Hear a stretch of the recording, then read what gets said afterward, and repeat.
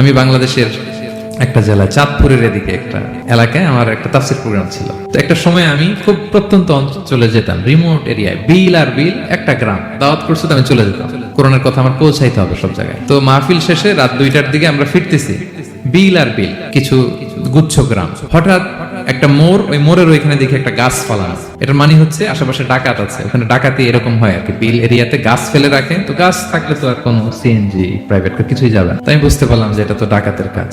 আমি সূরা ইয়াসিন তেলাওয়াত শুরু করে দিলাম। বিপদে বলে সূরা ইয়াসিনের প্রথম 9 আয়াত, কয় আয়াত? এই 9 আয়াত পড়বে। পড়তে আরম্ভ করলাম, ড্রাইভারকে বললাম একটু করে পেছাও। তো টর্চ মারতেছে বিল থেকে, মানে ওরা তো ওখানে উৎপেতে আছে। আমি পড়তেছি, কিছুক্ষণ পরে ডাকাত নিজে এসে গাছ সরাই দিয়ে বলতেছে যান। মানে ও কি করবে ও নিজেও বুঝতেছে না, ও যে কি করবে, ও কি করতে হবে ওটা মানে বুদ্ধি জ্ঞান সে হারাই ফেলছে। সে শুধু গাছটা সরালো, বলতেছে যান যান, এই চলে গেলাম আমি।